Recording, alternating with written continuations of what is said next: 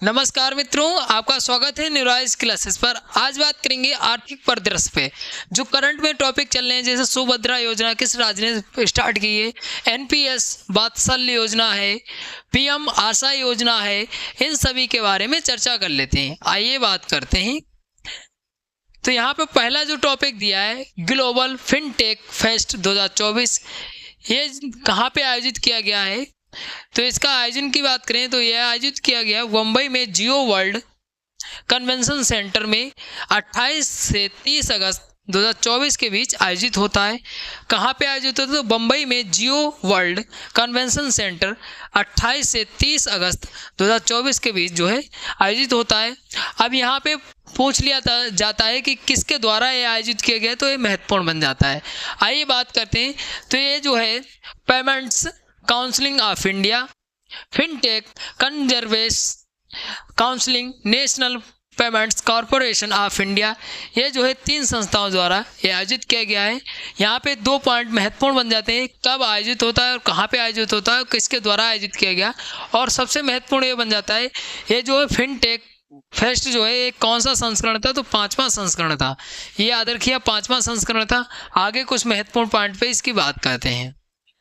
बात करते हैं इसके थीम की। तो थीम जो है, इसका थीम था blueprint for the next decade of finance responsible AI inclusive resilient. तो इसका ये थीम था। और इसमें अगर बात करें फिनटेक संस्थापक कितने शामिल थे, तो लगभग 800 लोग इसमें शामिल थे, याद रखिएगा। अगर इसके पहले संस्करण की बात करें तो 2020 में इसका पहला संस्करण होता है। अब बात करते हैं फिनटेक क्या है। तो फिनटेक जो है फाइनेंशियल टेक्नोलॉजी है। इसमें ये बात की जाती है, जो सम्मेलन आयोजित किया जाता है, इसमें जो है नई नई टेक्नोलॉजी जो है व्यापार के लिए बातें की जाती हैं कि कौन सी टेक्नोलॉजी अच्छी रहेगी व्यापार में, वाणिज्य में। तो उसमें ये बात की जाती है, जो फिनटेक फेस्ट होता है उसमें। याद रखिए, यहाँ पे 3 पॉइंट सबसे ज़्यादा अगर महत्वपूर्ण बनते हैं तो 3 पॉइंट महत्वपूर्ण बनते हैं। एक तो थीम और कौन सा संस्करण होता है और कहाँ पे आयोजित किया गया, ये 3 पॉइंट सबसे ज़्यादा महत्वपूर्ण बन जाते हैं। फिर अगला टॉपिक दिया एनपीएस वात्सल्य योजना। तो ये जो शुरुआत होती है 18 सितंबर 2024 को। किसने शुरुआत की? तो वित्त मंत्री श्रीमती निर्मला सीतारमन जी ने शुरुआत की 18 सितंबर 2024 को। ये किसके द्वारा विनियमित की जाए? तो पेंशन फंड विनियामक एवं विकास प्राधिकरण के द्वारा जो है विनियमित की जाएगी। आगे बात करते हैं इसमें इस योजना में क्या है, तो जो बच्चे होते हैं 18 वर्ष से पहले के जो बच्चे होते हैं, जो माता पिता होते हैं, उनके बच्चों का जो अकाउंट खुलवा सकते हैं किसी भी बैंक में। और प्रतिवर्ष जो है 1000 रुपये जमा करना पड़ेगा। न्यूनतम जो है प्रतिवर्ष 1000 रुपये, अधिकतम इसकी कोई सीमा नहीं है। अगर कोई माता पिता जो है अपने बच्चे का अकाउंट खुलवाता है 18 वर्ष से पहले, तो उसको क्या है, उनको प्रतिवर्ष जो है 1000 रुपये जमा करना पड़ेगा। न्यूनतम है, अधिकतम तो कितना भी जमा हो सकता है। फिर क्या होगा, जब 18 वर्ष का बच्चा होगा तो उसको जो है लाभ मिलना शुरू होगा। इसमें जो भी सरकार निर्धारित करेगी उसके हिसाब से इसको लाभ मिलेगा। बच्चे को जो 18 वर्ष के बाद उसको लाभ मिलेगा 60 वर्ष तक। फिर 60 वर्ष का जब बच्चा हो जाएगा, 60 वर्ष के बाद जो है उसको पेंशन के रूप में रुपये दिए जाएगा। तो ये योजना के तहत है, याद रखिएगा। इसी योजना में ये जिक्र किया गया था, याद रखिए। आपको याद रखना है कि ये शुरुआत किसने की है और इस योजना में क्या है। एनपीएस वात्सल्य योजना तो महत्वपूर्ण बन जाती है, ये चर्चा में रही है, जो पूछी जा सकती है। आगे बात करते हैं। अगला दिया आयुष्मान भारत प्रधानमंत्री जन आरोग्य योजना। तो इसमें क्या है, ये तो पहले ही चल रही थी, इसकी शुरुआत जो हुई है वो 2017 में हुई है।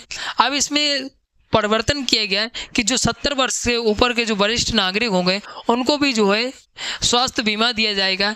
कितने का स्वास्थ्य बीमा दिया जाएगा? तो 5 लाख सालाना जो है मुफ्त में इलाज दिया जाएगा इनको, ये बीमा में है, याद रखिए। ये आरोग्य योजना के अंतर्गत जो 70 वर्ष से अधिक के जो बुजुर्ग हैं उनको भी जो है 5 लाख तक का जो है फ्री में इलाज दिया जाएगा, याद रखिए, इस योजना के तहत। और इसमें जो है कितने लोगों को लाभ मिलेगा? तो 6 करोड़ बुजुर्गों को इसमें लाभ मिलेगा। तो यहाँ पे एक कैटेगरी पूछी जा सकती है कि कितने रुपए दिए जाएंगे, मतलब कितने का इलाज फ्री दिया जाएगा इस योजना के तहत और कितने लोगों को लाभ मिलेगा, ये पॉइंट जो है पूछा जा सकता है। और इसमें अगर बात करें लगभग इस योजना में जो है कितने लोग लाभ ले रहे हैं, तो 60 करोड़ लोग लगभग स्वास्थ्य बीमा योजना का जो है लाभ ले रहे हैं। तो यहाँ पे ये पॉइंट सबसे ज़्यादा जो पूछा जा सकता है कि इसमें जो है कितने लोगों को लाभ मिलेगा, जो आयुष्मान भारत प्रधानमंत्री जन आरोग्य योजना है। इसके अंतर्गत जो 70 वर्ष के अधिक के जो लोग हैं उनको कितने लोगों को लाभ मिलेगा, तो जो है 6 करोड़ बुजुर्गों को इसमें लाभ मिलेगा। याद रखिए ये परिवर्तन हुआ है इस योजना के तहत, याद रखिएगा, महत्वपूर्ण बन जाता है। आगे बात करते हैं प्रधानमंत्री अन्नदाता आय संरक्षण अभियान, जिसको शॉर्ट में पीएम आशा बोलते हैं। इसकी शुरुआत जो है मंत्रिमंडल ने मंजूरी कब दी है, तो इसकी मंजूरी दी है 19 सितंबर 2024 को मंजूरी देता है। अब इसमें क्या है, इस योजना जो पीएम आशा है, तो यहाँ पे आशा से आप थोड़ा सा गेस कर सकते हैं। तो इसमें क्या है, इस योजना के तहत जो उपभोक्ता हैं, मतलब जो कंज्यूमर है, उसकी जो आवश्यक वस्तुएं, उसकी जो कीमतें हैं, उसको उतार चढ़ाव को रोकने के लिए जो है पीएम आशा अभियान चलाया गया है। मतलब जो उपभोक्ता है, जो कंज्यूमर वो है, उसकी जो आवश्यक जरूरी मतलब जो नीड होती है, डेली की नीडें होती हैं, उसमें कीमतें जो हैं उसको उतार चढ़ाव को रोकने के लिए ये जो है अभियान चलाया गया है, पीएम आशा। आगे बात करते हैं, इसमें जो है मूल्य समर्थन योजना और मूल्य स्थिरीकरण कोर्स, तो इसको इसी में मिला दिया गया है। कुल मिला के आपको ये याद रखना है, जो पीएम आशा है इसको मंजूरी कब दी गई मंत्रिमंडल के द्वारा, तो 19 सितंबर 2024 को मंजूरी दी। ये किस लिए, तो जो है जो कंज्यूमर होता है उसकी जो आवश्यक की चीज़ें होती हैं, उनकी जो कीमतें होती हैं, उस पर जो है उतार चढ़ाव को रोकने के लिए ये जो है योजना चलाई गई है। कुल मिला के ये याद रखना है। फिर आगे दिया है बधावन बंदरगाह, तो ये कहाँ बनाया जा रहा है, किसने आधारशिला रखी है, तो ये बधावन जो बंदरगाह की बात करें तो महाराष्ट्र के पालघर जिले में बनाया जा रहा है। अब ये जो है इसकी आधारशिला कब रखी गई, तो 30 अगस्त 2024 को रखी गई। किसने रखी, तो पीएम नरेंद्र मोदी जी ने इसकी आधारशिला रखी। तो यहाँ पे पूछा जा सकता है कि बधावन बंदरगाह की आधारशिला किसने रखी है, तो पीएम नरेंद्र मोदी जी ने रखी है 30 अगस्त 2024 को। ये पॉइंट जो है महत्वपूर्ण बन जाता है। और बधावन बंदरगाह जो है वो कहाँ पे बनाया जा रहा है, तो याद रखिए हो सकता है कठिन बनाने के लिए यहाँ पे राज्य ना दे, स्थान दे दे या जिला दे दे, तो महत्वपूर्ण बन जाता है। अगर बात करें स्थान की, कहाँ पे किस शहर में बनाया जा रहा है, तो बम्बई से लगभग 150 किलोमीटर दूर जो पालघर जिला है उसके जो शहर है एक दहानू शहर, इसमें जो है बनाया जा रहा है। और ये सबसे विशाल और गहरे पानी वाले बधावन बंदरगाह जो है ये विकसित किया जा रहा है। कहाँ पे, तो यहाँ पे जिला याद रखना और शहर कौन सा है यहाँ पे याद रखना है। दहानू शहर है और जिला कौन सा है, तो जिला है पालघर, और राज्य कौन सा है, तो महाराष्ट्र राज्य है। तो ये दोनों पॉइंट जो है महत्वपूर्ण बन जाते हैं। कहाँ पे बनाया जा रहा है, अगर ज़्यादा कठिन बनाएगा तो यहाँ पे शहर पूछ सकता है, फिर उससे सरल बनाएगा तो जिला पूछ सकता है, और अगर उससे भी सरल बनाएगा वनडे एग्जाम में तो राज्य पूछ सकता है कि बधावन बंदरगाह जो है वो कहाँ बनाया जा रहा है। तो इसके बारे में ये पूछा जा सकता है, तो याद रखिएगा। आगे बात करते हैं ये कौन से गलियारे के अंग हैं, तो ये जो भारत मध्य पूर्व यूरोप आर्थिक गलियारे और अंतर्राष्ट्रीय उत्तर दक्षिण परिवहन गलियारे के अंग ही, याद रखिए। ये जो है बंदरगाह किसके गलियारे के अंग है, पॉइंट महत्वपूर्ण बन जाता है। इसमें दो चरणों में इसमें कार्य होगा।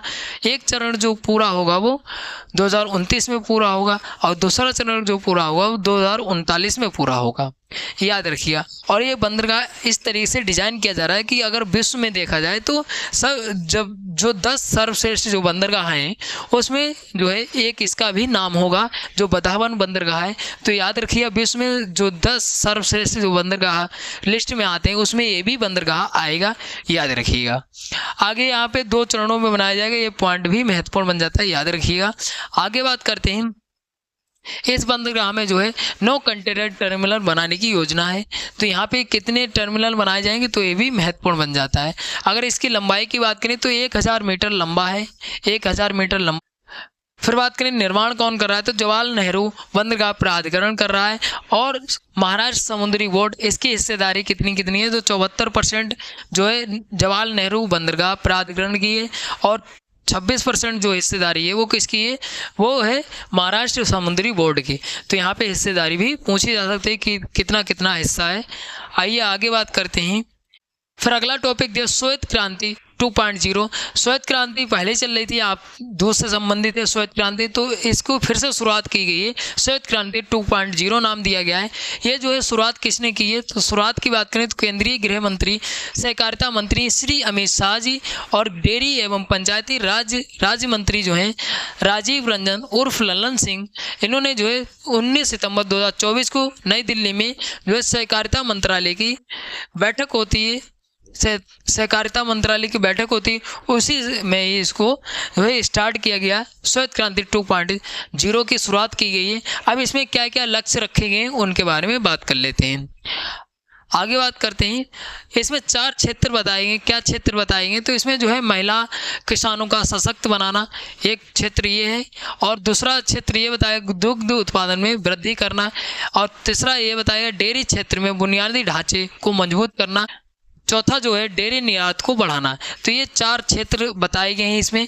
और इसमें लक्ष्य कितना रखा गया, तो 5 वर्षों में दूध की खरीद अगर बात करें तो इसमें लक्ष्य रखा गया 660 लाख लीटर और 1000 लीटर जो है प्रतिदिन उत्पादन का लक्ष्य रखा गया है दूध का। तो ये महत्वपूर्ण बन जाता है, तो याद रखिएगा कितना लक्ष्य रखा गया है, कितने क्षेत्र हैं, तो ये पॉइंट जो है महत्वपूर्ण बन जाते हैं।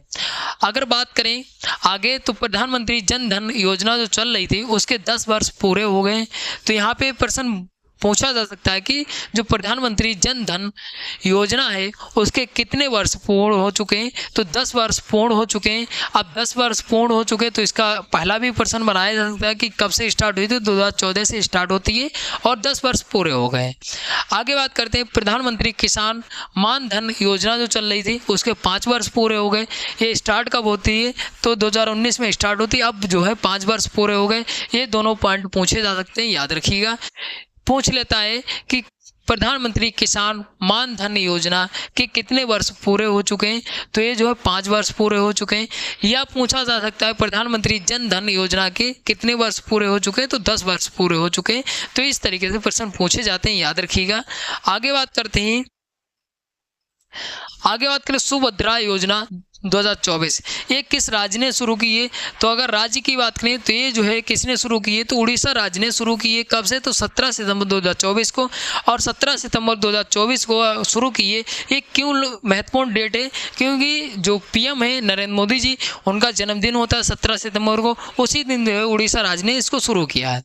अब उड़ीसा राज्य ने इसको शुरू किया है, तो इस योजना के तहत क्या है, तो इस योजना में जो है एक कैटेगरी बनाएगी कि इसमें लाभ किसको दिया जाएगा, तो महिलाओं को लाभ दिया जाएगा।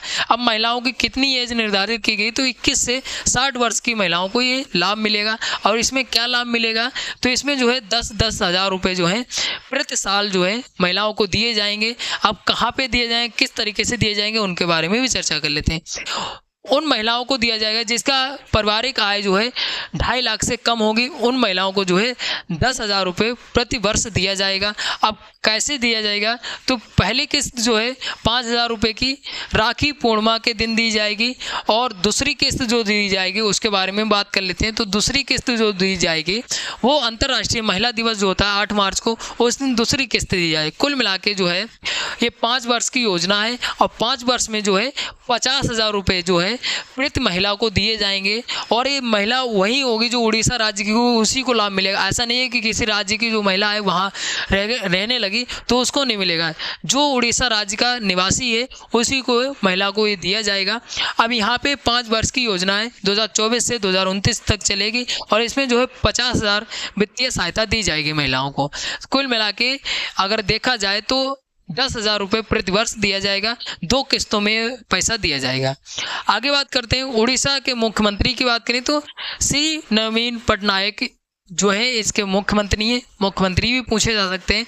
अब यहाँ पे एक योजना और चलाई गई थी अभी हाल ही में, मैया योजना। तो मैया योजना जो चलाई गई थी उसके बारे में बात कर लेते हैं। एक योजना मैया योजना चलाई गई थी, किसके द्वारा, तो ये जो है झारखंड के द्वारा मैया योजना चलाई गई थी।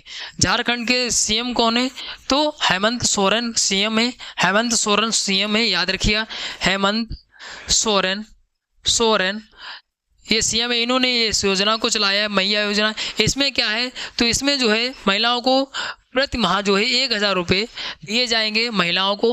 अब प्रति माह 1,000 रुपये दिए जाएंगे जो झारखंड की महिलाएं हैं, प्रति माह जो है 1,000 रुपये दिए जाएंगे महिलाओं को। ये योजना जो है झारखंड सरकार की है। सुभद्रा योजना जो है उड़ीसा राज्य सरकार की है। अब यहाँ पे 1,000 रुपये दिए जाएंगे, लेकिन इसमें भी कैटेगरी बनाई गई।